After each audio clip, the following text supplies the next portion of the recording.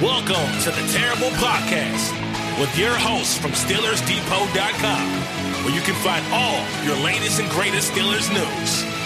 It's Dave Bryan and Alex Kozora, always lit, talking Steelers. And now, here's Dave and Alex.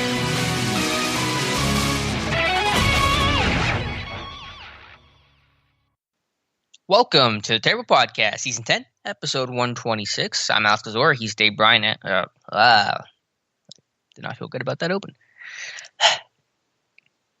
5, 4, 3. Welcome to the Terrible Podcast, Season 10, Episode 126. He's Dave Bryan. I'm Alex Kozora, SteelersDepot.com. Thanks for being here this Tuesday, Steelers Nation. Dave, we are 2 weeks away from the supposed start of the 2020 training camp. How you doing? I'm doing good. We'll see if that actually comes to fruition. I know there's still a lot of banter going on about, I think in just a few days from now is when some of the first teams are supposed to report. And I don't think the NFL, I think there's still things for the NFL and NFLPA to iron out. And I think there was some rumblings yesterday about maybe camps not starting on time. So, that's the scheduled date. Look, we're still waiting. Here it is already Tuesday, and I thought by Friday of last week we'd have a lot more clarity on several of these things. Yet we don't. So I don't know what the time frame is going to look like this week. You would think we'd start getting some hard and fast kind of information here, but until that happens, we'll see. Yeah, unfortunately, this season's shaping up to be a big year of I don't know. We don't have answers to really anything right now. There's some crucial questions. And to your point, I believe it's the Chiefs and Texans are scheduled to at least have rookies or full team report on the 21st. And I think the NFL is mandating everyone obviously get a COVID test before then. So you got to get tested a few days beforehand to get results in and all that. And so that's stuff that should be happening, now in terms of getting concrete information.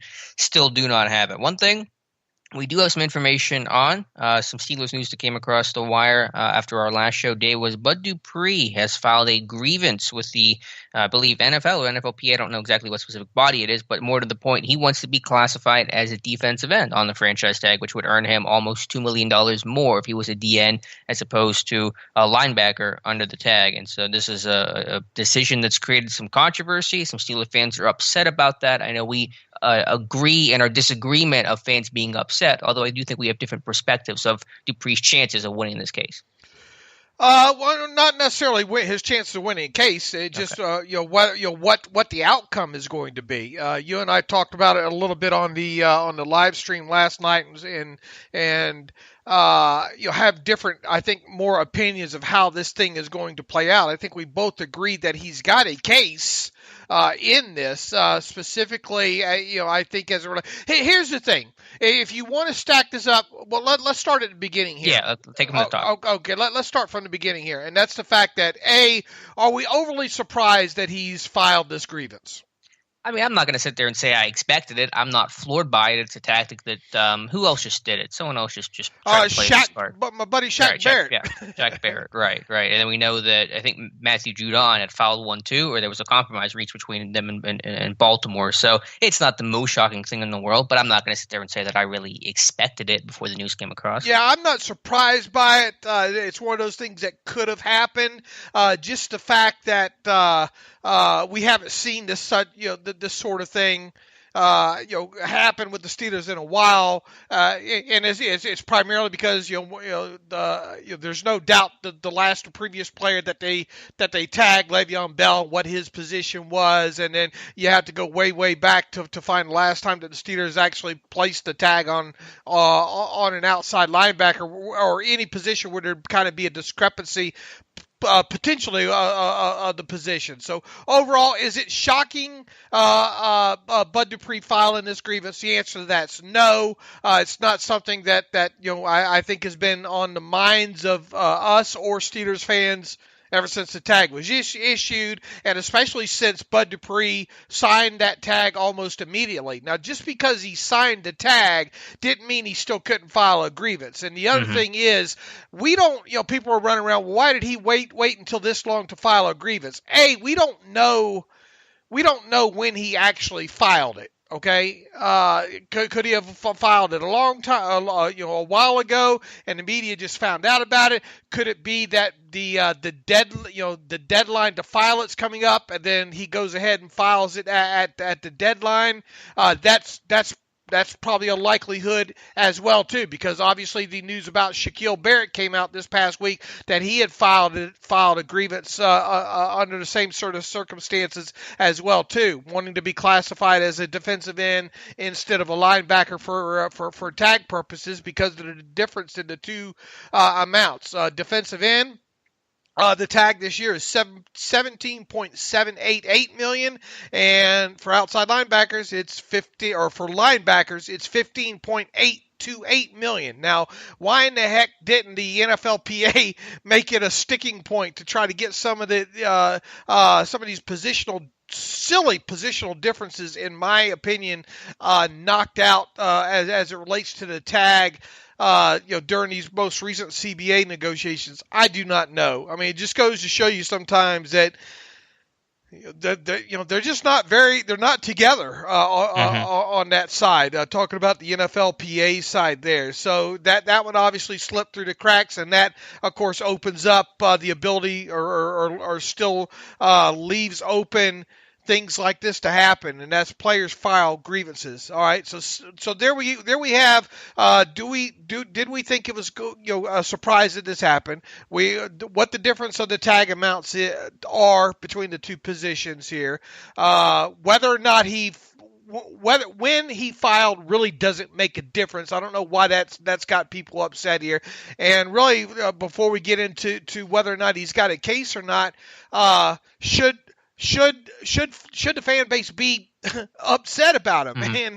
And the answer is no. Look, in the NFL, look, these players work most of their young lives to get to the NFL. Once they get there, rookie salaries and first contracts are really minimal. Okay, and by the time they pay off, probably the training expenses and things that go along. A lot of these, none of these kids have made it until they reach a second contract. Well, Bud's kind of, I guess, technically you would say, kind of on a third contract, if you will, based on his fifth year option being picked up and that being a nice sum this past season. But yet, he's still yet to sign any long-term security here, and you got to get what you can get when you can get it. Because an injury could happen. This could wind up being his final year for whatever reason. All right, so you should not begrudge a player for using the language of the CBA possibly to their advantage, and thus, especially when you look at the differences. What is the big difference between a defensive end and outside linebacker?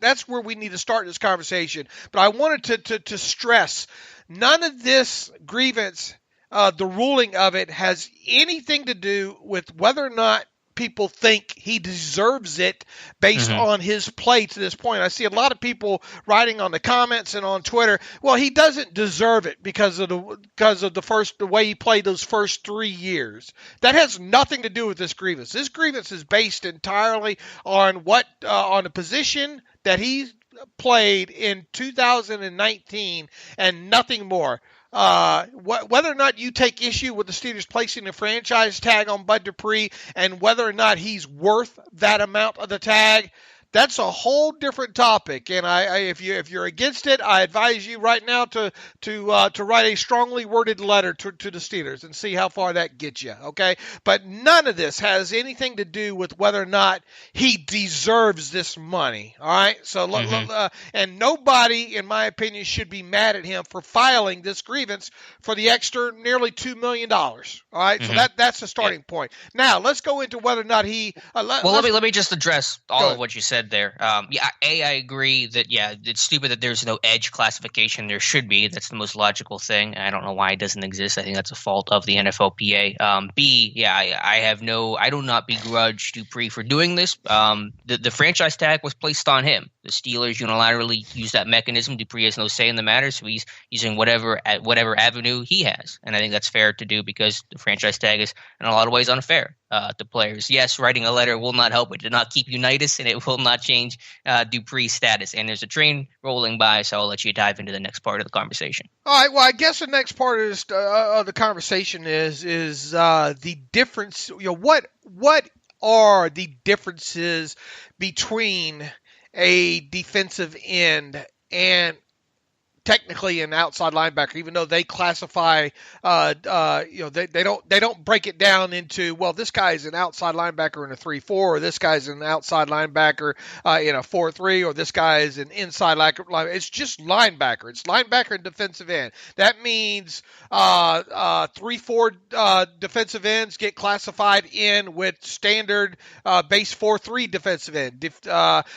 Just recently, what was it, a couple years ago, I think Cam Hayward kind of requested that his position kind of get changed from defensive end to defensive tackle. And why is that? Because the Steelers play so much sub-package defense, and Cameron Hayward, more times than not, you'll see him probably line up inside the guard as opposed to on the guard or outside the guard, as a prototypical maybe 5-tech, 4-tech defensive end in a 3-4 would do.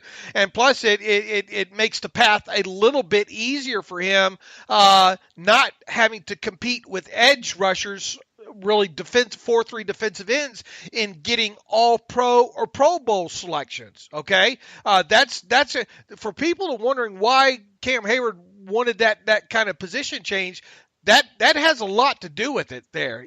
Officially being classified as a defensive tackle opened up his paths a little bit easier, in my opinion, especially when looking at sack numbers to all pro or Pro Bowl classifications there. So that's kind of the history behind that. Now, hopefully your train's passing by now. What are technically the biggest differences between a 4-3 defensive end and a 3-4 outside linebacker?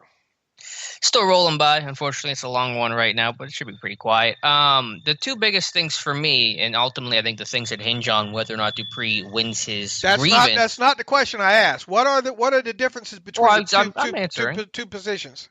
To me, it's coverage rate and how often you're playing with your hand down. Those are essentially the two big differences. Okay. And the defensive ends play with their hand down majority of the time and don't rarely drop into coverage, while outside linebackers drop into coverage more and are playing with their standing up. But outside of that, okay, but outside of hand in the ground and probably percentage of plays dropping into coverage. I mean, there can be alignment things too, but those are the two big things for me in terms of creating the concrete differences between a D end and an outside linebacker / edge rusher. All right, specifically, what are the differences between in a sub package front on a 3-4 versus a standard 4-3?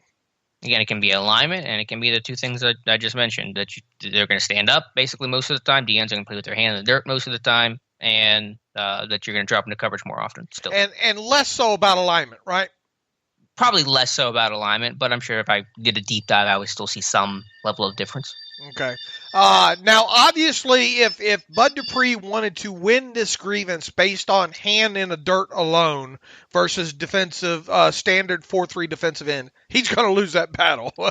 Right. I looked at my charting, and it might be off a little bit because this feels a little low, but I have him down for just one snap with his hand down last year. But let's assume that number is still very, very small. Let's give him the benefit of the doubt and quadruple it.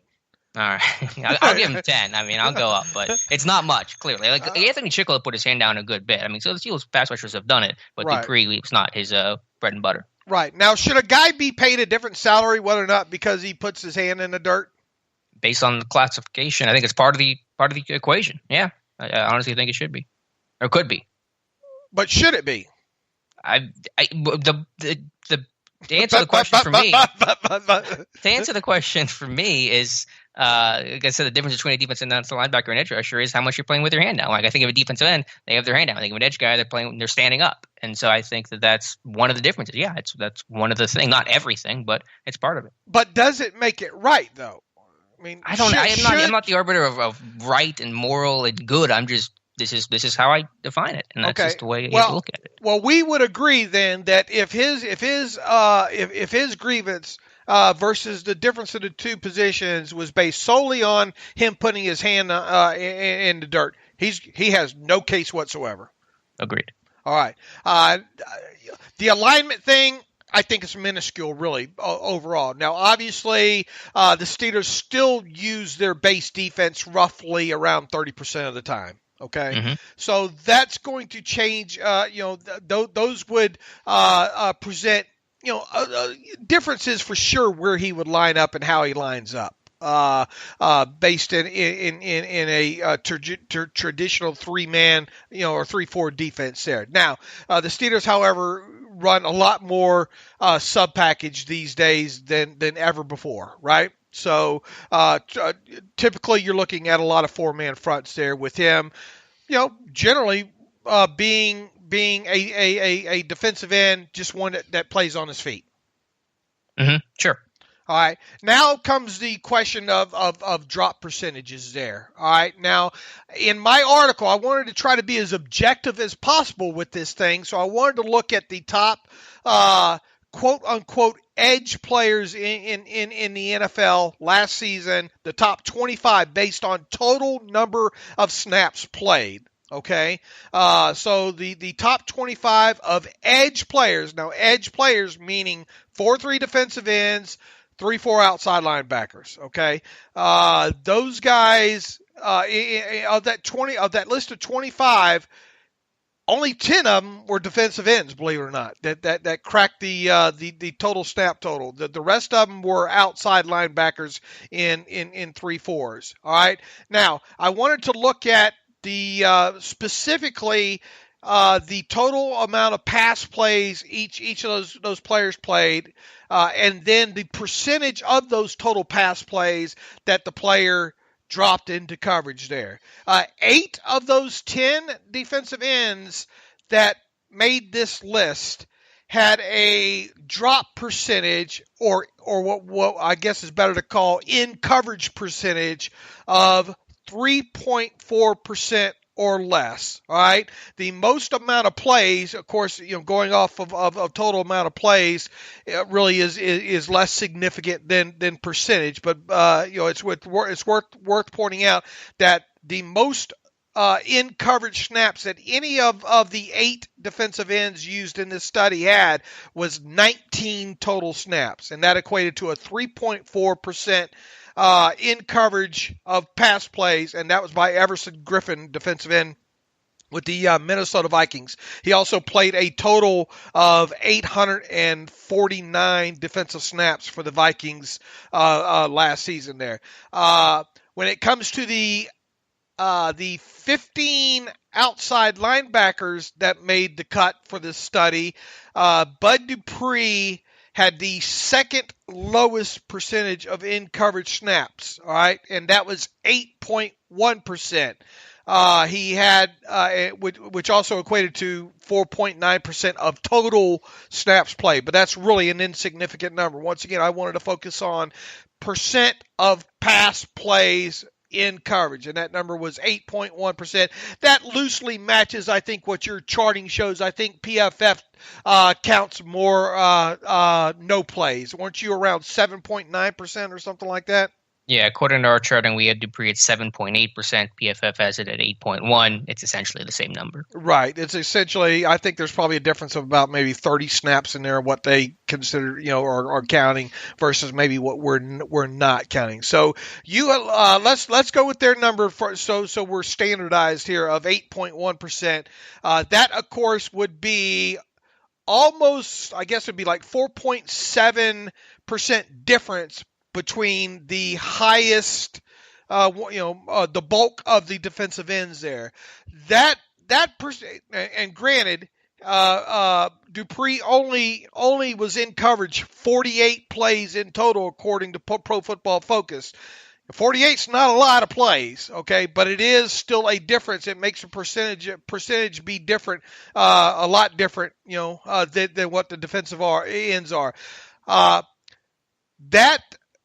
That alone, if the drop percentage alone, is going to be the toughest argument that Bud Dupree has in this. Even though his argument is that I was probably more closer of the list of players that you can compile to defensive ends than the rest of the outside linebackers were. But the thing that gets me though is, man, are you really going to kill a guy? Is there really the difference of this of the nearly $2 million really going to wind up being, in essence, 29 snaps?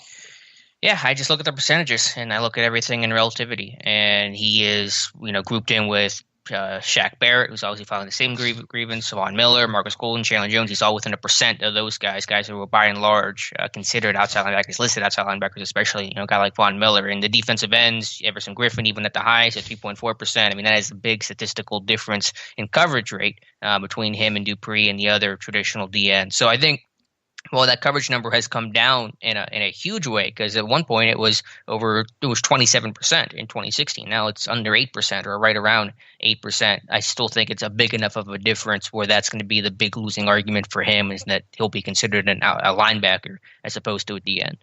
All right, let me read you verbatim what the CBA says about the non-exclusive franchise tender, which is what Bud Dupree received. And let's see, here it is. The non-exclusive franchise tender shall be a 1-year NFL player contract for the average of the 5 largest prior year salaries for players at the position within the category set forth in section 7A below. And all 7A is the breakdown of defensive end, linebacker, just the various positions. It has no description about what the positions are, or what qualifies for as a position. In section 7A below, at which the franchise player participated in the most plays during the prior league year. Okay. Well, I'm not sure what you're getting at. I'm just saying that's a very vague description, right? Mm-hmm. At which the franchise player participated in the most plays during the prior league year. Okay, how did most of Bud Dupree's snaps come during the 2019 season? As an outside linebacker, as an edge rusher, Steelers 3-4 front. But in a 4-man front, though. I mean, I guess specifically. They played sub-package more than they played base, so sure, in a 4-man front. Okay, so, and I think I have these numbers floating around. So I think it was somewhere around 64 or 65% of the total snaps that Bud Dupree played in total were part of a 4-man front. Mm-hmm. Yep. And although I didn't dig down deeper, you would agree that a large selection of those 630 or whatever snaps they were probably with him on the end of that 4-man front. Yeah, as an edge. Yeah, as the edge. Okay, all right. So that's where we stand on here. His argument's going to be, look, I spent the bulk of my snaps as a end of a 4-man front. Mm-hmm. His argument is going to be, well, I didn't play with my hand down like a DN. I rushed like a DN. I played like a DN. I didn't drop into coverage often. My primary goal was to pass rush and to play, as a 5-tech outside the shade of the tackle like a defensive end does. And so don't let the whole me standing up versus, putting my hand there be the difference between what I'm classified as. All right, if you were the arbiter in hearing this grievance, where are you at? I think he's got a case. I don't think it's strong enough. Now, there's a couple other factors, because I went back and tried to look at past cases, and the precedent of these players winning their grievances is pretty rare as far as I could tell. Jimmy Graham was someone that tried to be classified as a receiver as opposed to a tight end. That didn't work. And there are other things that the arbiter in that case, I don't know if it's the same guy or not now, looked at. He'll have to look at potentially social media, and did Dupree call himself an outside linebacker? One thing that hurt Graham in that case was that Graham called himself a tight end. I don't know if Dupree's ever called himself a defensive end before. Have to look at how the team lists him, which of course is an outside linebacker. That was used in the case as well. And any time that Dupree may refer to himself as a linebacker as opposed to a defensive end, and I imagine there are examples out there. So there's a couple different layers in just the things we've talked about. I think you add it all together. Well, I think Dupree has a case here. I don't think it's going to be strong enough to win this one. All right, what's we talked about most recently this offseason here. Shaquille Barrett recently filed a grievance. I think looking at the numbers, I mean he's close. If Bud Dupree doesn't win his grievance, Shaquille Barrett's not winning his. Mm-hmm. All right, because Barrett was 0.7% more in coverage than Bud Dupree were. They both have good cases, in my opinion. Do you think it's enough though? Is the question? We know they have a case. I think, and that's why I laid it out the way I did in this post. I think the toughest argument Bud Dupree's going to have is the whole drop into coverage thing. And that alone, I think he can make an argument that you can't penalize me as a defense, as a defensive end that would stand up. I just don't see how he can be penalized for that. But the whole in coverage aspect difference being 4.7% off the bulk of the 8 defensive ends that made the cut for the 25 most snaps played of edge rushers last year would both be part of his argument and probably not would hinder him in his argument as well, the actual numbers there. So if this thing played itself out throughout the entire grievance process, and as I tweeted right from the start, and I think it put in the original post there, I think he's going to have a tough time winning it. Don't think he would win the case? I would bet if it went through the entire process that he would not win it. I agree. All right, now the question becomes, one guy earlier this offseason, we already talked about Matthew Judon with the Ravens, who had a much higher didn't have near the case as Bud Dupree has, also had filed a grievance. And by the end of May, the Ravens had settled that grievance with him by agreeing to settle for splitting the difference between the defensive end and linebacker tag amount and making that his tag amount there. Both sides were fine with that. That's how that played out. In my opinion, and as I wrote in the post on Monday there, I think that is the right thing to do in this situation. I would expect that to be the way this thing plays out.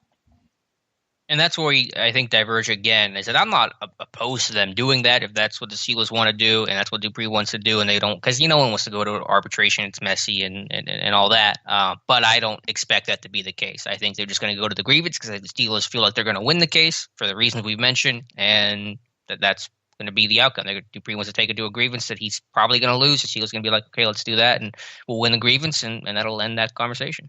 As I broke out last night, I played my Joker way too early. You did. It's a good card though. It's a great card, but my wild card, I played it last night in the live stream chat that we do every Monday night. What would Dan Rooney do here? And I think we both know the answer to that. Yeah, I think he'd be more open to it than maybe the current owner, Art Rooney. But again, I look at it, the way I mentioned this in the live stream too, is that if you're the Steelers and you feel like you still have a good chance of doing a long-term deal with Dupree, whether that's before the deadline, which is now, a day away, it's probably not going to happen. But even after the season, if you felt like there was a good chance you could still re-sign him, you probably want to do this compromise just as kind of a good faith thing to help the negotiations down the road, to not taint the water and create that kind of tension. If you feel like this is his last year and he's gone and you're very unlikely to end up re-signing him, if you're asking yourself in an honest moment, you probably don't do it because there's really no value of doing that to help you down the road in this case. I think the value's there in future negotiations down the road of how you treated players in the past, and that you didn't just because the odds of you not being back. Because look, I mean, there's still the outside. It's probably slim. I mean, let's move past July 15th and say Bud Dupree does not get a long-term deal. But if Bud Dupree goes out and has an 18 sack season and just, unstoppable, all pro Pro Bowl, the Steelers still have the right to use that back-to-back tag again. Okay, Mm-hmm. In 2021. So, and Bud Dupree would have a right to pull a Le'Veon Bell and not sign that tag. That back-to-back tag. I just think as a good effort, not only to the player but potential future players that you might deal with, I just think it's the right thing to do. I think splitting hairs over essentially what I view as being 29 snaps is silly, and I think we both are in agreement here that really defensive ends in a 4-3 and outside linebackers in a 3-4 should all be classified as edge players anyway and have one tag number. Yeah, I think there needs to be an edge classification. Now, I don't know if necessarily you put in Eric Armstead and Bud Dupree in the same camp. Maybe you do, maybe you don't. But to the point about future negotiations, I don't really see a situation where that could actually hurt you. I think Steelers already have a really strong reputation. I can't see a scenario where a deal wouldn't happen because, Bud Dupree filed this grievance and he didn't win it or something like that. Let's see, trying to look at the top the top earning players right now around the league as far as edge contracts go. Khalil Mack, highest paid. He's technically considered an outside linebacker by the Bears. DeMarcus Lawrence, I think they consider him a defensive end, don't they? In the Cowboys system. Lawrence, I think. Yeah. Frank Clark, I think he's viewed as a defensive end by the Chiefs. Is that right? Mm-hmm. I believe so. Von Miller is an outside linebacker in the Broncos system. Trey Flowers, what do they consider him these days? I don't know what they consider Trey Flowers. I guess what I'm getting at is there is a mix, and it seems to be Yannick Ngakoue, I think considered an outside linebacker with the Jaguars. Jordan. Anyway, there's a mix of outside linebackers in the top 10 here, and those guys wind up helping bring up that defense. What I would probably view as overall value for the position versus that of a defensive end. You see where I'm going here? In other words, probably the average price of a defensive end versus an outside linebacker. Outside linebacker's holding its own. If the two were done separately and tag prices created for each, because what brings down the actual, I think, tag value of a linebacker are those players that actually play off ball. Right. Yeah, it's silly that the linebacker is just under this big tent of just linebacker. That's where something has to change. All right. Personally, my end on this, which, we've spent 30 minutes now talking about this, but I think the right thing for the Steelers to do is to do the Ravens compromise here and split the difference between the defensive end tag and the outside linebacker tag and go that route. You don't think that's the way it's going to go. You think the grievance is going to run its course and Bud Dupree will be paid as a linebacker.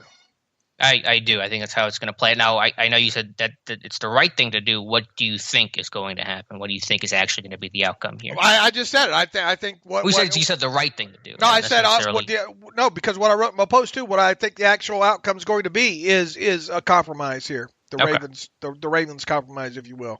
And that would. I would be surprised if it's not. To be quite honest with you. Okay. Yeah, I'm sure. Do you know any information about Jadeveon Clowney? Because he tried to file a grievance last year, and it didn't. I don't think there was a resolution. The grievance never got filed. It was. It ended up being, and what they ended up doing is they ended up splitting the difference as well too with his number. Okay. Interesting. And that was important because I came across that too because it kind of left you open-ended there. It did. If you look back on Twitter and the news cycle the actual news stories I don't think ever updated, but I think you can find instances of that on Twitter, especially Joel Corey, and I reached out to Joel Corey as well too because I was like, well, what ended up happening with Jadeveon Clowney, and they ended up splitting the difference on his grievance as well too.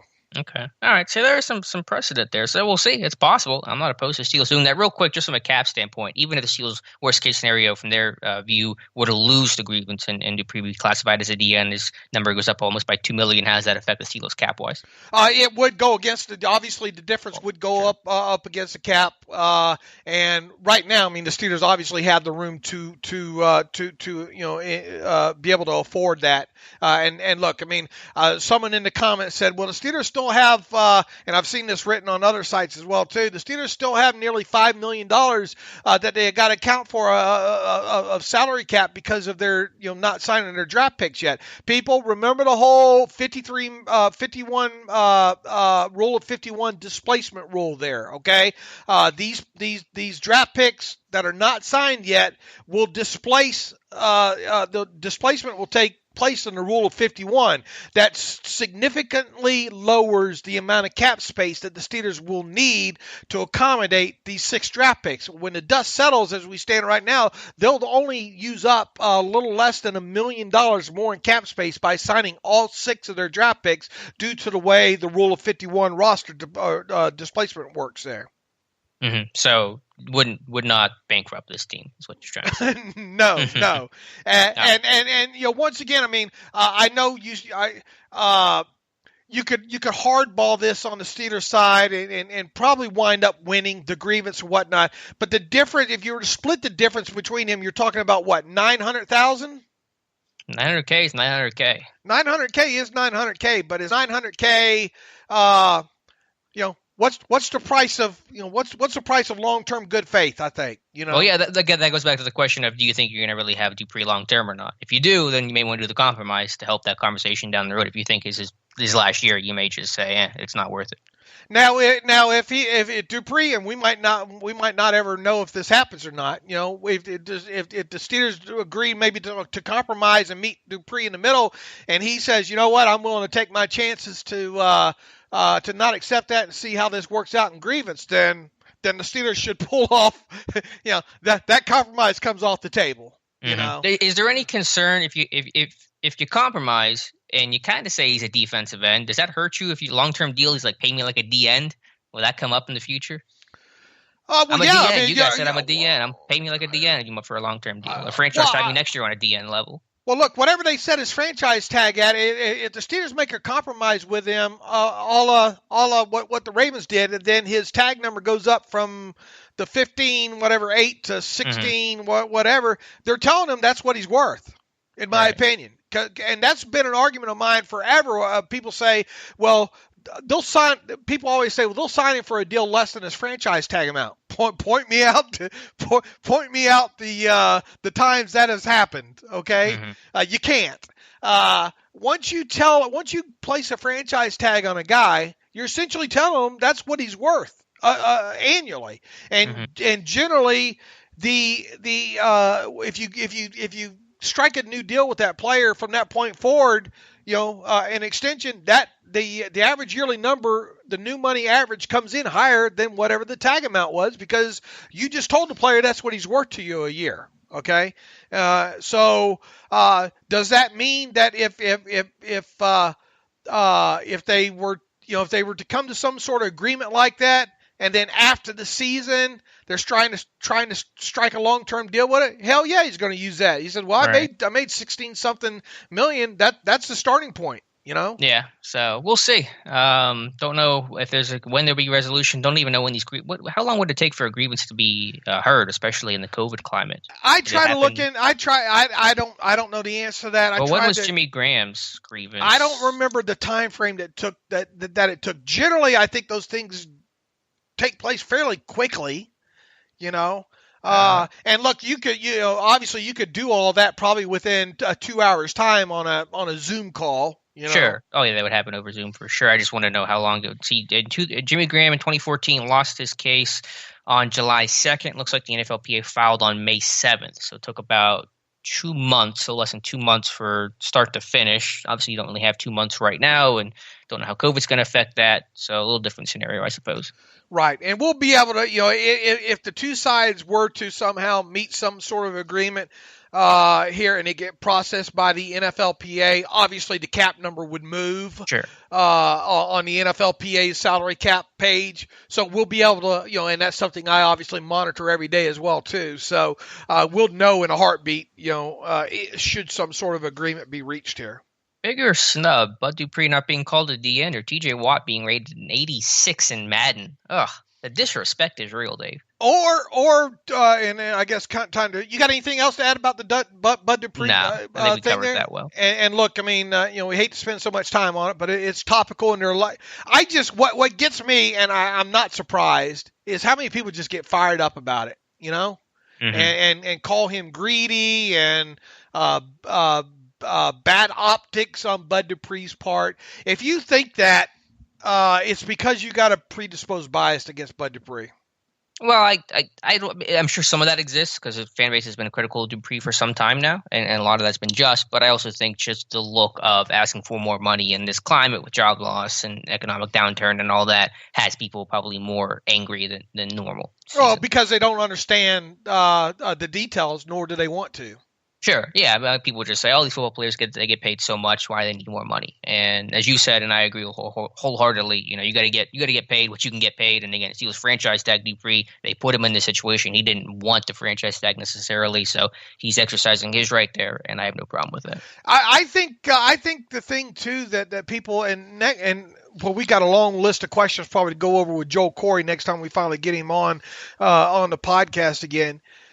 What do you reckon players spend during an off season that they have to out of pocket to make sure they stay on top of their craft? I'm talking about trainers. I'm talking about health experts and along those lines. Bud Dupree I think still goes and visits with Chuck Smith and that ain't cheap.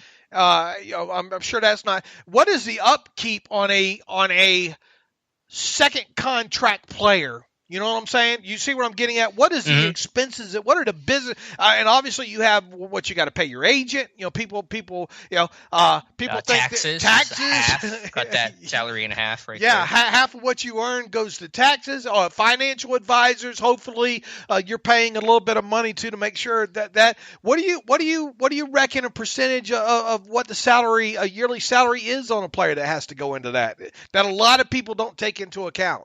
I don't know, and obviously no one's feeling bad for Bud Dupree, but we're just trying to put the numbers in context. I know James Harrison said he would spend at least $300,000 a year on training. Now I don't know if anyone matches that, but yeah, I'm sure it's a decent chunk of money that gets spent on that stuff.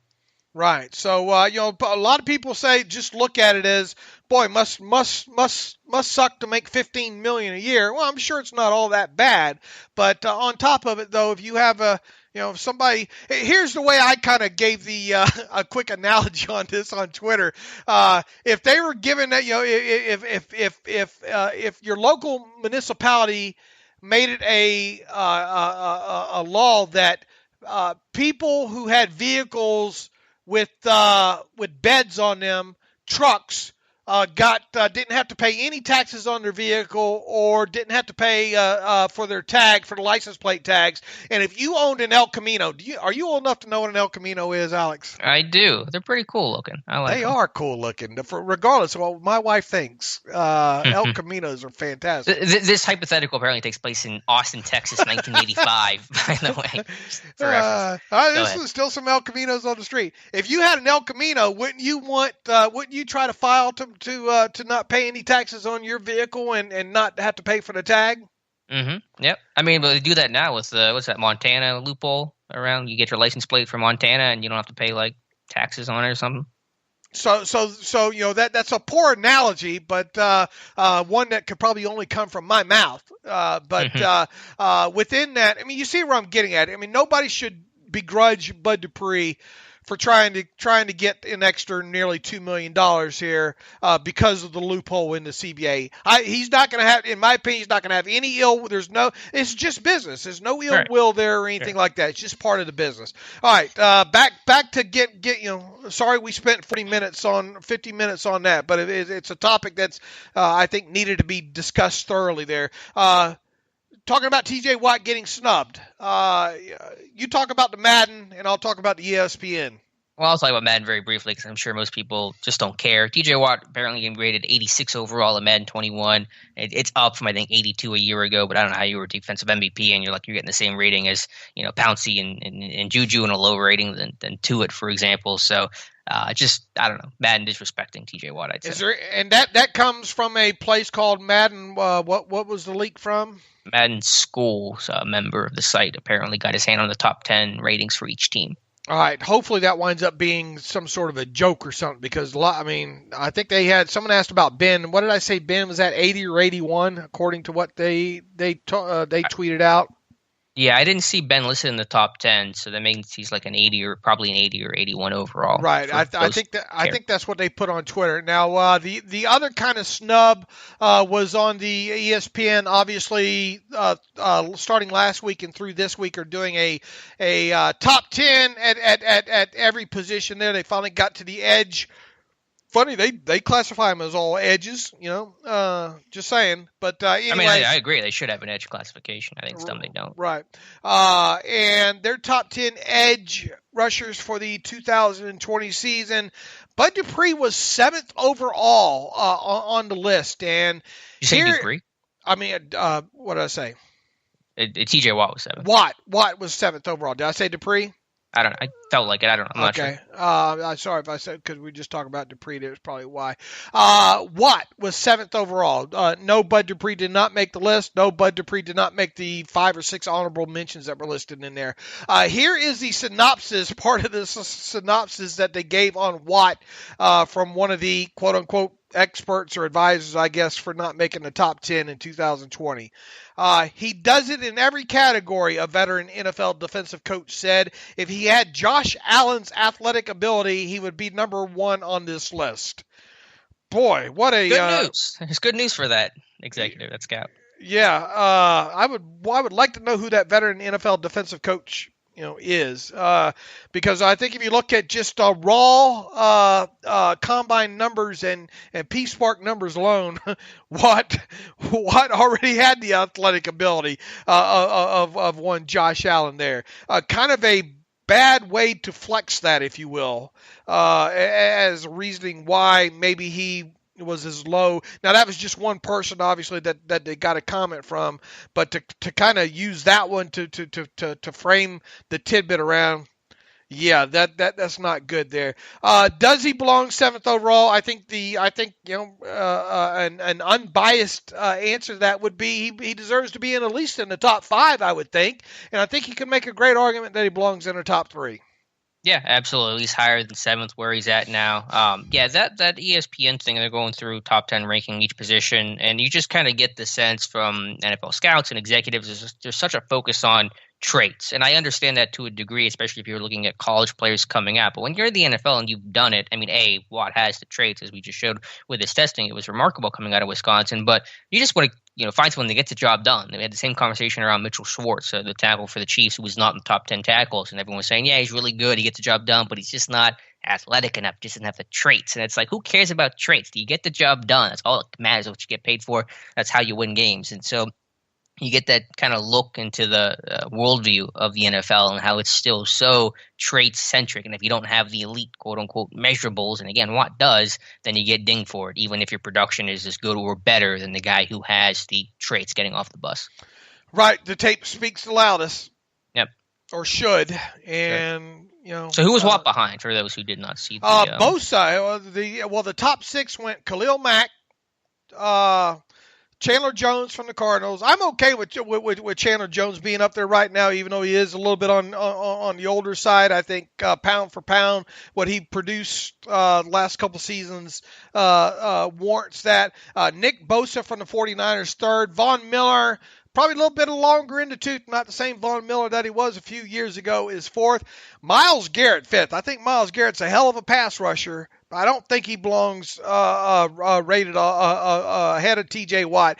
And then 6th on this list, Joey Bosa from the Chargers there. Once again, I think you can make an extremely strong argument heck, stats alone, if you wanted to, that T.J. Watt belongs at least in the top 5, probably top 3. Yeah, so you put him ahead. I definitely put him ahead of Vaughn, probably Joey Bosa, maybe Nick Bosa. I know Bosa had such a good rookie year, but I think you want to see him do it again. So that's I 3. would probably go Chandler Jones and Watt, 1, 2. Yeah. Well, which is not even Mac. I would go Mac, probably 3. Okay. Yeah, I was thinking maybe Mac, Jones, Watt, but yeah, I could have some semblance of those 3. And probably live with it. Khalil Mack, Chandler Jones, and Watt as the top 3. Whatever, throw out, mix up their names to throw it out on the table. Whatever way they come out, I could probably live with it. Fair enough. Anyway, it just fodder. Yeah, off-season. Yeah, and that's what they're paid to do, right? We'll have to see what comes. I haven't even looked to see what they have out today, but I'm sure I'll be writing about it later today. I think it's defensive lineman, so we'll see if Cam shows up on that list. All right, Dave. One thing we can definitely agree on: Terrelle Pryor trying to get back in the NFL, and he says he would love to play for the Steelers. And hey, who wouldn't at this point in their career? And I think the odds of that happening are extremely low. And if you read the article Dave wrote about it, you would find that out in the first sentence. Terrelle Pryor is not going to become a Steeler. Yeah, I didn't bury the lead. By the way, Cameron Hayward, number 6 in defensive lineman, behind Aaron Donald, Chris Jones, Fletcher Cox, DeForest Buckner, J.J. Watt, and then Cameron Hayward at 6. Hayward should be above Buckner and J.J., if you ask me. You can make a good argument for that. You can make a good argument that Hayward at least belongs in the top 5. Eric Armstead, 7th from the 49ers. Keem Hicks from the Bears at number 8. Grady Jarrett, 9. Kenny Clark from the Packers, number 10. See if any Steelers. No, obviously, no Javon Hargrave in here. Not even in an honorable mention. Interesting. I think you can make a little bit of an argument they belong in an honorable mention there with Javon Hargrave there. But anyway, I got to that because we'll probably forget to get to it by the time Friday rolls around here. Back to Terrelle Pryor. Yeah, look, I mean, he's been reaching out, wanting the Steelers to sign him, dating back to last November, if memory serves me correct. 31 years of age now. Has had some injury issues. He had the off-field incident not soon after. I think he had that kind of Twitter or social media outreach to the Steelers wanting to be signed. He doesn't play special teams due to the circumstances with this offseason and not being part of the team, and there not being practices and just behind the 8 ball, and potentially rosters not even being 90-man rosters is yet just another strike against Terrelle Pryor. Not only do I think the Steelers shouldn't and won't sign Terrelle Pryor, I will be a bit surprised, I think, if Terrelle Pryor catches on with any team within the next couple of weeks. Yeah, I'm with him. When was the last down that he played in a Sunday game? It was a member of the Bills, right? Back in 2018, I think. Yeah. So it's been a while, and he's how old now? He's in his 30s. Yeah, I understand the whole feel-good element to it, and I'm sure people that watched him at Jeanette, people that did say he was the best high school athlete they've ever seen, I don't necessarily dispute that, but it's not going to happen with Pittsburgh. I'm sure he appreciates TMZ injecting him back into the news cycle. So. Yeah, that's why we need football season, because I can't go through this much longer, Dave, of all this nonsense. All right, talk about a couple of things that did make sense that you did. Talking about Benny Snell and talk about the other article that you have up this morning on SteelersDepot.com. How many takeaways will the Steelers defense force this season?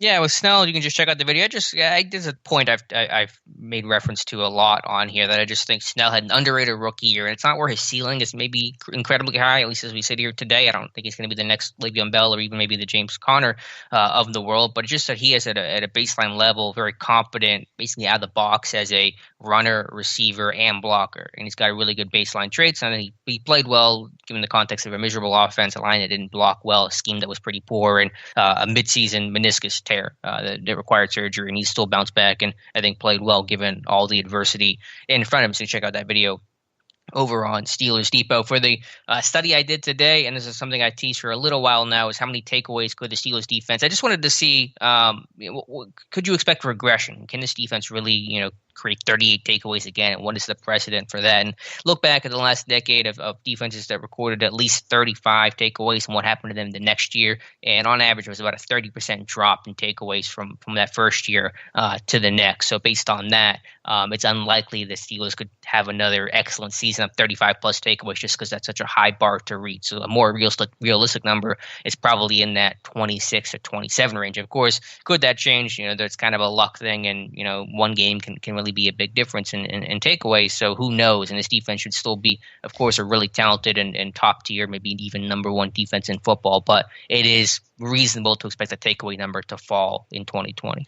Yeah, just from a historical standpoint, right?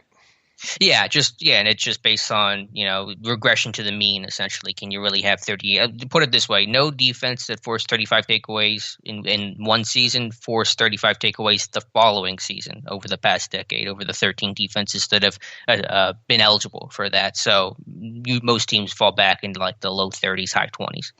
I think the thing that at least is in the Steelers have going for them is the amount of defensive players that they have returning. Mm-hmm. I did make mention of that at the end, yeah. But still, it's just right hard to see that number. And maybe a potential thing going in their favor is they're going to face a lot of more inexperienced offenses with some young quarterbacks, this year.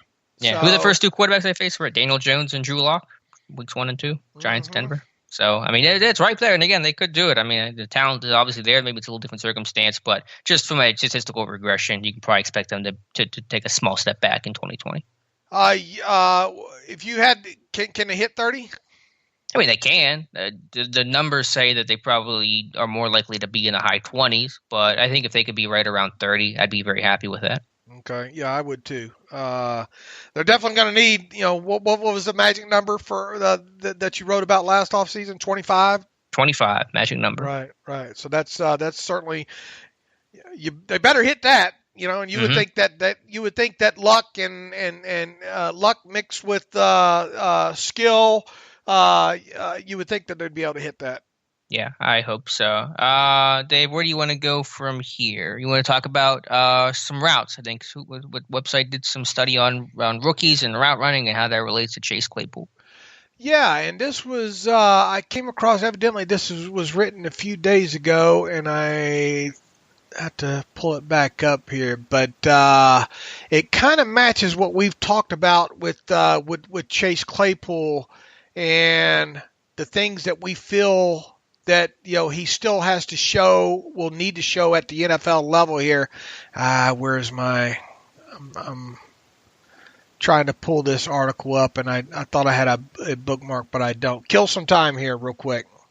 Let's see. Oh, wait. No, go ahead. Okay, Mike. Okay. While you get that up again, you can check out on Steelers Depot the takeaway study we're keeping a close eye on the college football landscape and how that could relate to the NFL. Not that they're totally intertwined, but college football we've seen, obviously the conferences begin to retract, maybe only play conference games. The SEC did meet yesterday, but they're going to meet again later this month to make any final decisions. So we've got some questions about how that could affect the draft, if there's no college football season or if it gets moved to the spring. All very good and important questions. Unfortunately, no one has an answer to that right now. Certainly, I don't know what's going to happen. So keeping a close eye on college football and what that landscape could be like in the midst of the COVID pandemic, and we don't even know if training camp's going to start for Team Canada. Steven Nelson was openly wondering on Twitter yesterday, are they going to really report on 28th? Like the Dolphins are telling players that it may not happen. So keeping a close eye on all those things.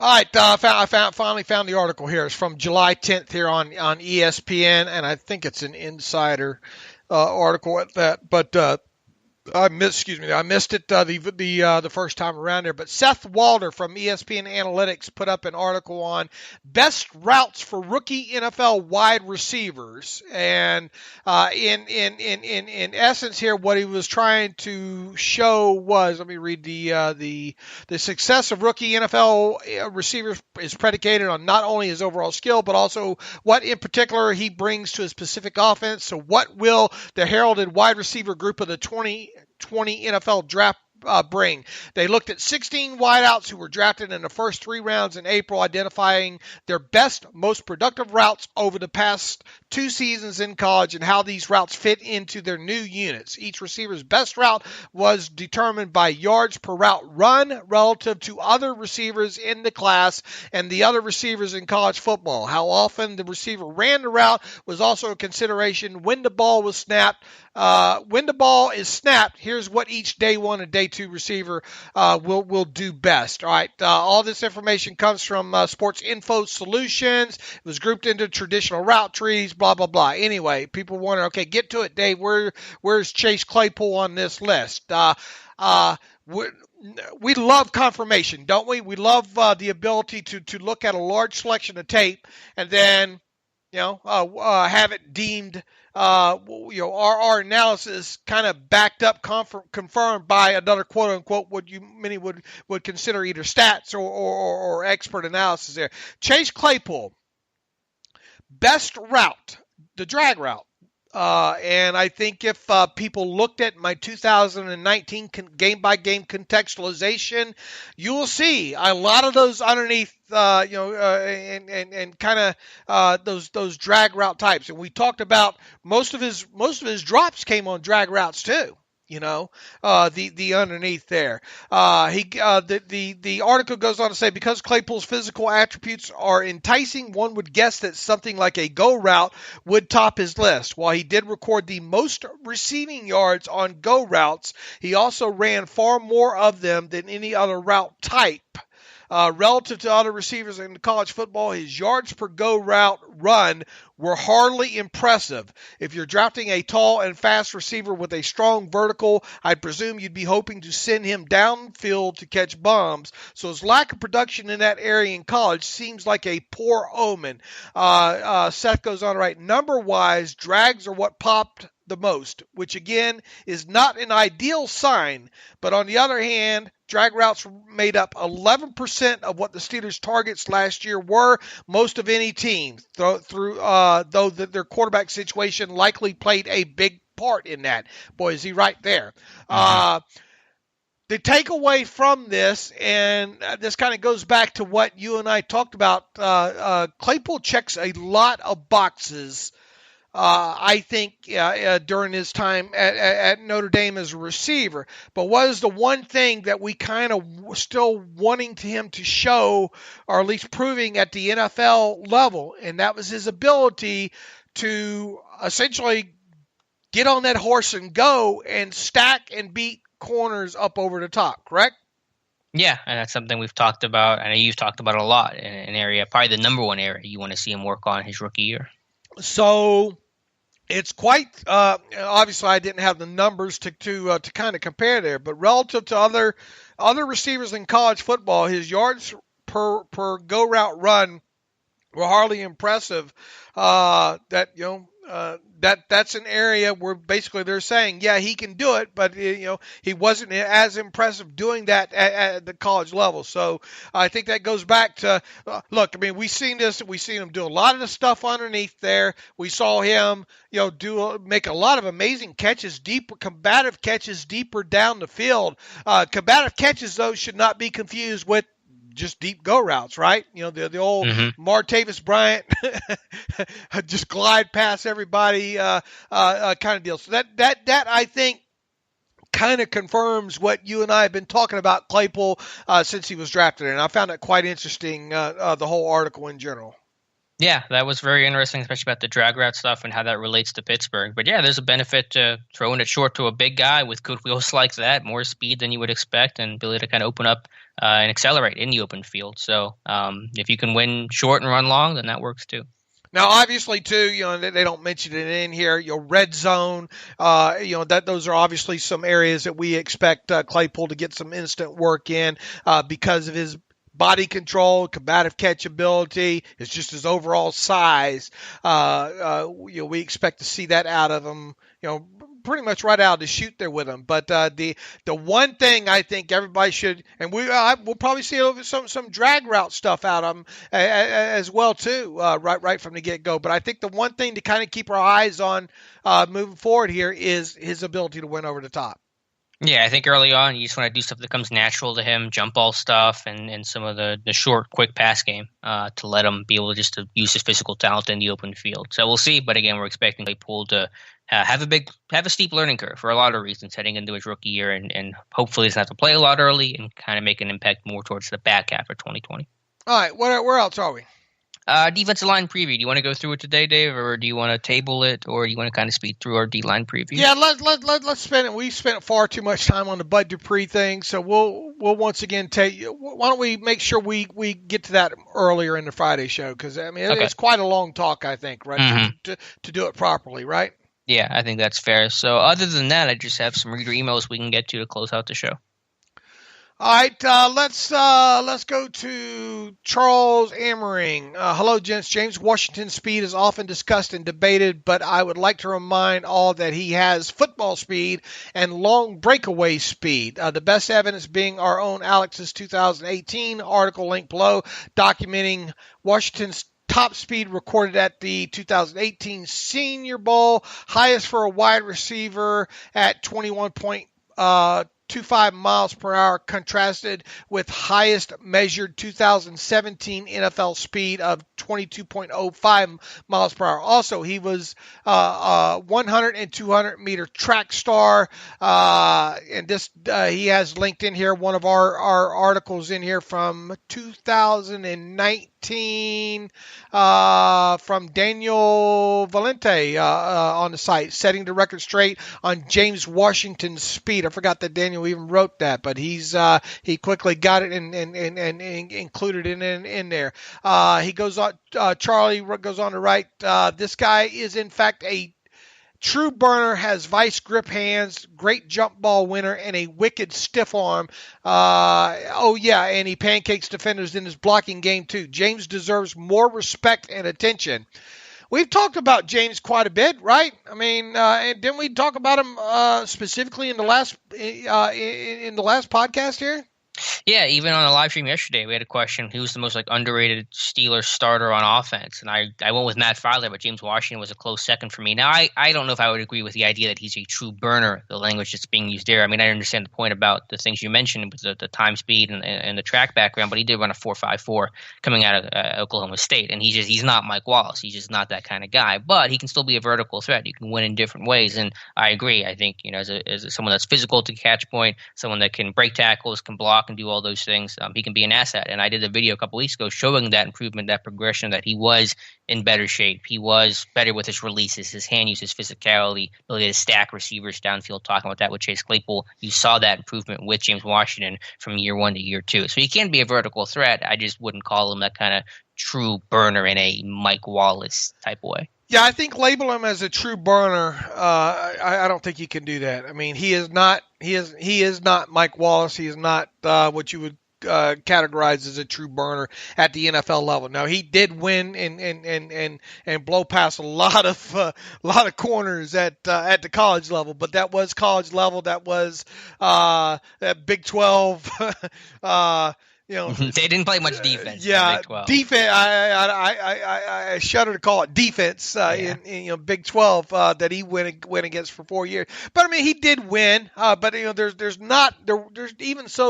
still weren't a ton of instances of him stacking and blowing past guys. At the college level there.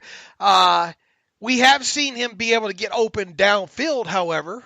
At the NFL level. We just got to see a little bit more of it, I think, than what we've seen to date. Yeah, and with Ben, I think you'll see that in a big way. I think the better if he's able to improve some on his overall route running and his get-offs moving forward, that will help in that area. He's got good enough speed, I think, to work on the outside. But I put it to you this way: I'm not expecting 6 home run touchdowns this year. I don't know if it'd be that many, but I think he can continue to be, because he was a good vertical threat last year. I mean, the dude averaged over 17 yards per catch with the terrible quarterback play he got. So I think he can hit a couple more home runs this year. I mean, you think of the 79-yarder even against, was that the Bengals last year, the Duck threw to him. So I think the guy can prove, has started to show and will continue to prove, he can be a vertical threat, just in a different style compared to like the traditional burner type. If there was one receiver that really, probably had the biggest shot, I got asked this question, I think, on Twitter this past week, the best shot at potentially losing snaps as the season progresses, it would probably be James Washington, though, right? Yeah, probably. Just because you're really going to pick Juju or Deontay out of that? I mean, probably not. So, yeah. Fair point. More of a process of elimination question to me. Right, and it would have to happen with James Washington. I think it would be a result of Washington not being able to win deeper down the field on a more consistent basis. Would Ben back would be a reason why such a thing would happen, and why a guy like potentially Chase Claypool would eat into those snaps. Not that I think that's going to happen, but I think of all the receivers, the best case scenario of one falling, losing snaps as the season progresses, it would be James Washington. Not that I think it's going to happen, and it's no slight. Look, I love James Washington, and people remember I was more bullish probably on James Washington than most after that draft, and after watching really every snap that he played at Oklahoma State there, but. He's not a burner. Mm-hmm. Yeah. I think all those things you said were fair. All right. Jeremy Patton writes in no season contracts question. Love the show and the work that you guys put into it. If the season is canceled, what happens with players' contracts? Do the players get paid and the team misses out on a year of eligibility of them? Is the year a mulligan and contracts are frozen and again next year, start again next year as if the 2020 season never happened? It would be a complete tragedy to not get to see this defense play as currently constructed. I think I said this such last night on the live stream. Man, if there ever was a season to hope that this season doesn't get canceled would be because of the Steelers defense and wanting to see that unit play as is right now. Now, what would happen if the season is canceled? They're still working out a lot of this, I think. Logic would tell you, however, that if players don't play, they're not going to get paid, right? Yeah, you would think. It would get messy, though. We saw what happened with baseball trying to negotiate it. I'm glad I don't have to figure that stuff out. I'll put it that way. But I don't think that's fully yet been decided here. One would think, too, that, you would have obviously, if you don't pay a player and a season doesn't happen, it's hard to give them and a cruise. You would think contracts would toll, As in they wouldn't count. Right, as in basically as Jeremy put it in his email, you get a mulligan there, and the contracts are essentially frozen. The problem is that Father Time doesn't stand still in all this either. Right. The Father Time still is gaining on all these guys, as this thing progresses. Jeremy, that's really the best, I think, of answers we have and all that. I think there's a lot still yet to be determined. I was hoping by this past Friday we'd get a lot of answers to a lot of these kind of, deeper questions that a lot of people have in there, and we just don't have. Heck, we don't even have a firm. We still don't have a firm. The NFL's preseason's been cut in half, do we? No. I mean, has there been an official announcement on that yet? Nope. Just the PFT original report, and that was a week and a half ago, 2 weeks ago. Right. So there's a lot of stuff, still yet to be decided here. I mean, let's keep our fingers crossed that they can pull this thing off.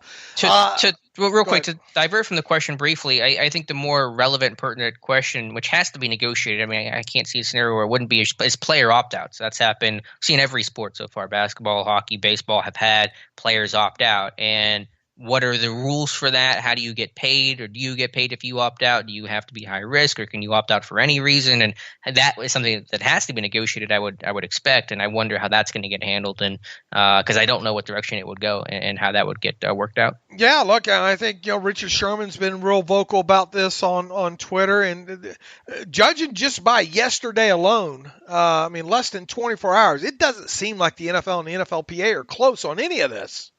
Nope. Not at all. So yeah, with a player opt-out, do you get paid? Do you get your season? Do you need a legitimate reason to get those things, or can it be for any reason, or well, not legitimate reason, but like you're at risk or family members at risk or whatever the case is, and then yeah, preseason games. What's going to happen with that? Training camp protocols. Still, I mean, no one. But by Friday, we have to know all these things, right? There's no way. It can get by Friday. I thought that was the case this last Friday, Alex. Right. Yeah. So we'll keep you posted, but we're still in the dark right now. All right, Austin Hackett writes in, hey guys, Austin, Denver, Colorado, thanks as always for the great work you do. Hey, I wanted to get your thoughts on some recent NFL wide related things. First, reading this morning about Derrick Henry looking like he'll have to play this year on the tag gives me horrible flashbacks to Le'Veon Bell's days. I've always wondered why the NFLPA hasn't reevaluated that position because, as Dave likes to say, it's fungible and it really hurts the player. I hate it.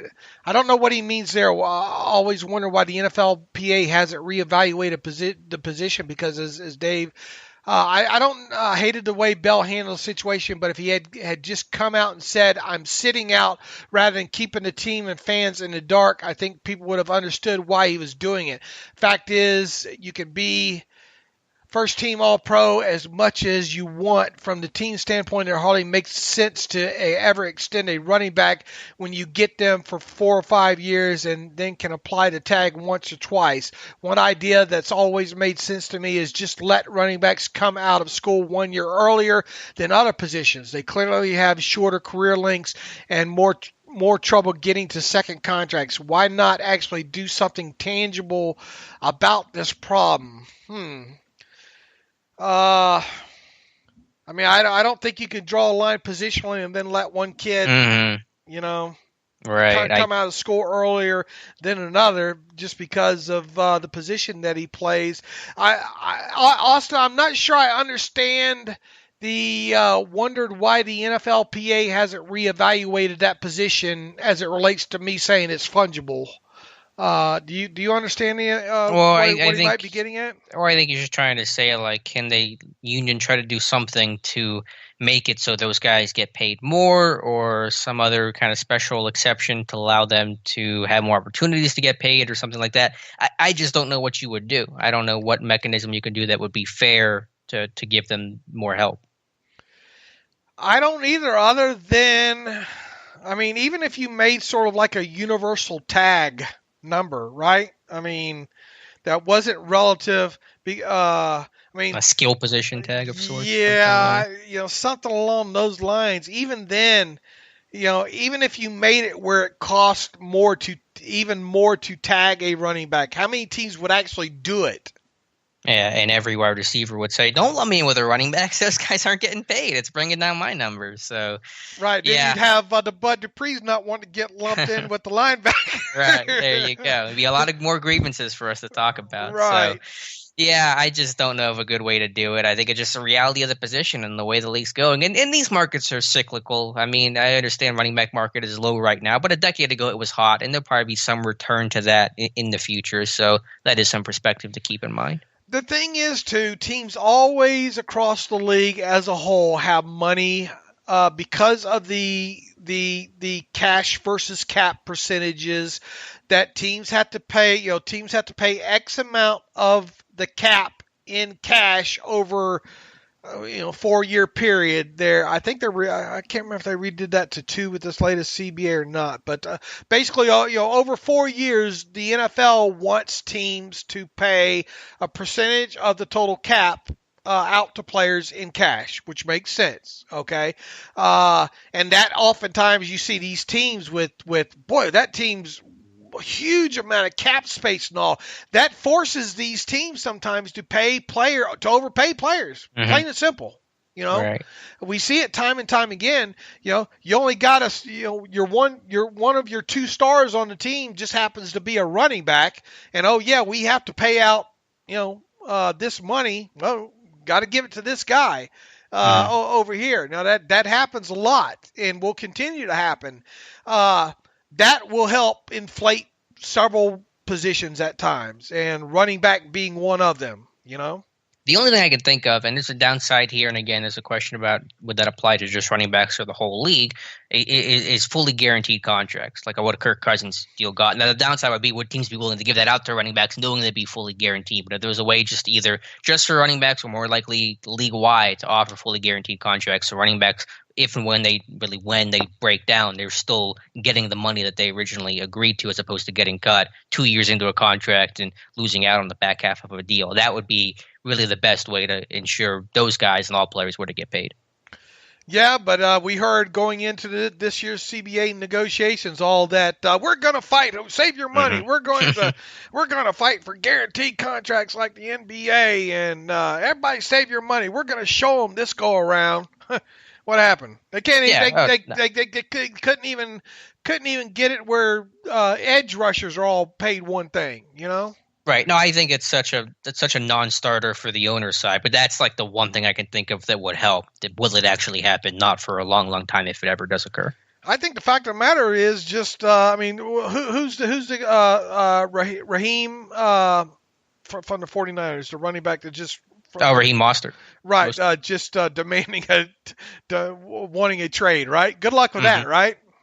Yeah, he just signed a deal a year ago. 49ers really don't have an incentive to do that.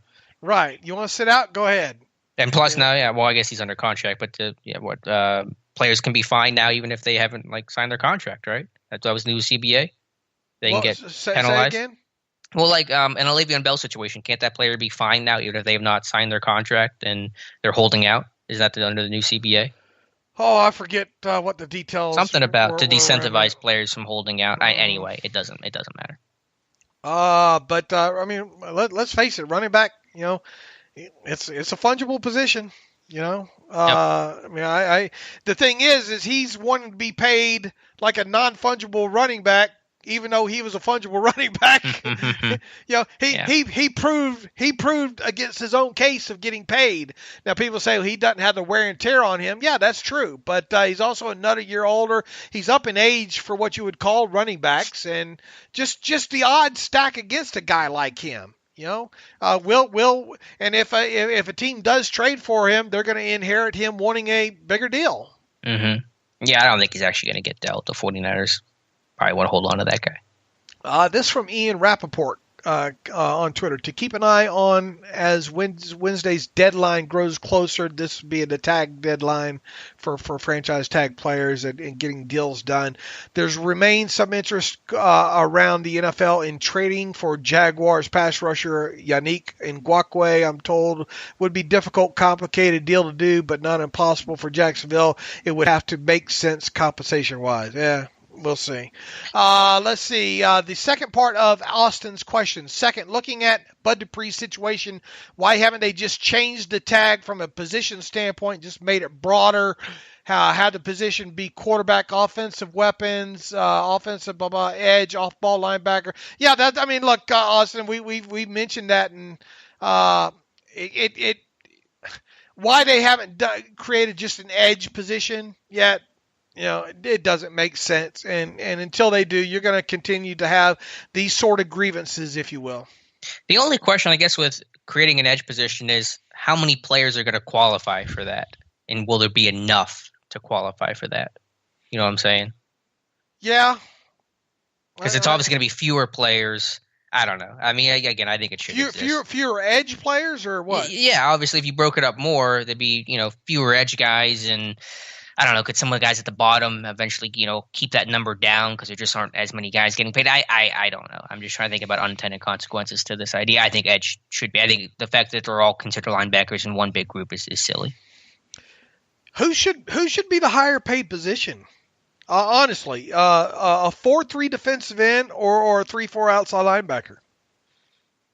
Well, again, if you had the classification of edge, you kind of end up grouping them together and call them one and the same. But I don't know. I mean, I guess maybe a 4-3 end because in theory he's more pass rusher focused and centric than the 3-4 edge. But again, there is not a big difference. I just think because you ask a guy like 3-4, You're really wanting a 3-4 outside linebacker to be a jack of all trades, if you will. Rush the passer, drop into coverage, move around a little bit more. To me, he has to be a lot more versatile. That's fair. I would think that. Look, I mean, defensive end or 3-4 outside linebacker, you still got to play the run on the edge the same. Yeah, I agree. To ask about Dupree, my question is, and I think I know the answer to this, will an extension happen before tomorrow's deadline? Yeah, at this point, it don't look good, right? I mean, I think a very slim chance. And I think it was reported as much. And, maybe that has a lot to do about the timing of the grievance as well, too. They worked as long as they could on potentially maybe getting a deal done. I don't know how hard they worked on it, especially on the Steelers end. It was probably, here it is, I don't see as there being much room to negotiate, with the Steelers. They're pretty hard line as far as contract structure and guarantees and cash payout or cash schedule and all like that. But, probably just got to a point where, and look, I'm willing to bet too, Dupree's camp was pretty open with Steelers all along. I don't think Dupree's side all of a sudden said, oh, you know what? We could file for this grievance too, last minute. I mean, as agents and all are smarter than that, right? I would hope so. I just think it got to the point where negotiations weren't, got to the point where both sides agreed that probably wasn't going to get an extension done, so he went ahead and filed his grievance. Yeah, I agree. And I don't think, and I'm imagining here, I'm speculating, I'm not imagining the Home Alone slap hands on face, surprise face by the Steelers once they saw that a grievance was filed by Dupree, right? Yeah, I don't think anyone is shocked by it, and we'll just now see if it goes through a grievance or if they reach the compromise that you had mentioned. All right, let's see if we can find Rasmus Finnholt from Sweden. First of all, thanks for all the hard work you do with the site and with the podcast. To the other listeners out there, I can really recommend the ad-free version of the site. Thank you for that, Rasmus. 2 questions. Now, when James Harrison is gone, who do you think are the 3 top dogs in the Steelers weight room? That's a good question. That's part 1. Take part 1.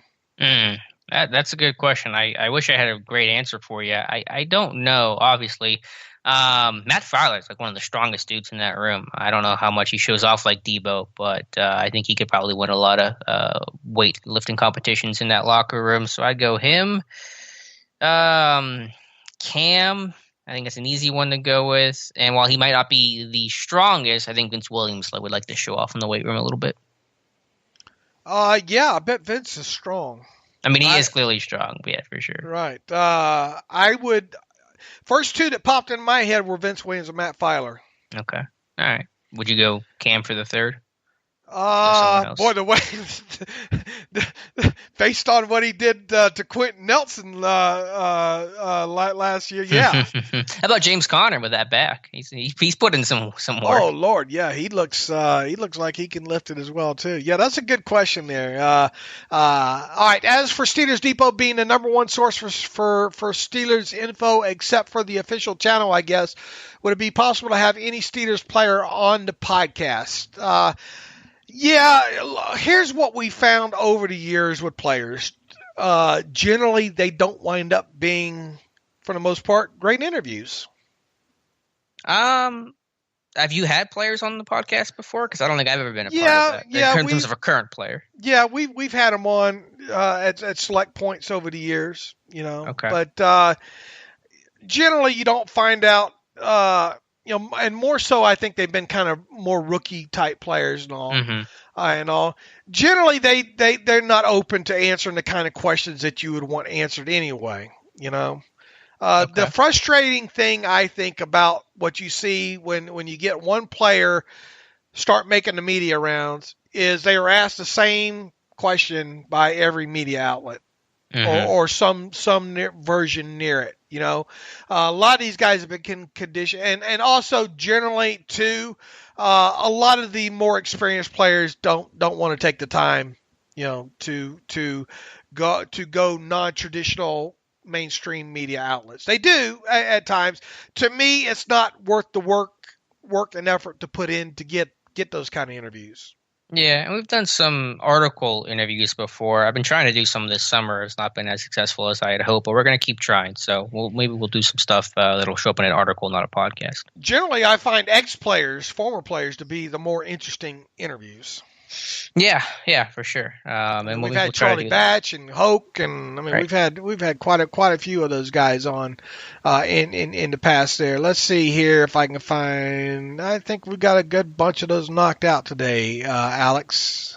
All right, so we will be back Friday. We'll talk some defensive line and whatever else comes up in the meantime. Okay, in the meantime, you can follow me on Twitter at Steelers Depot. Follow Alex on Twitter at Alex_Kozora. Follow the show at Terrible Podcast. Email the show, theterriblepodcast@gmail.com. If you like what we do and you want to donate to the cause, please do so by going to SteelersDepot.com and hitting the donate button upright navigational bar to make a donation that way. Or if you so choose and would like an ad-free version of the site and help the site out along in the process, go to SteelersDepot.com, hit the ad-free button upright navigational bar for $25 for one calendar year. You can have an ad-free version of SteelersDepot.com. Been very popular with a large group of the people who frequent the site. So, as Alex said, until Friday, as always, thanks for listening to the Terrible Podcast with Dave and Alex.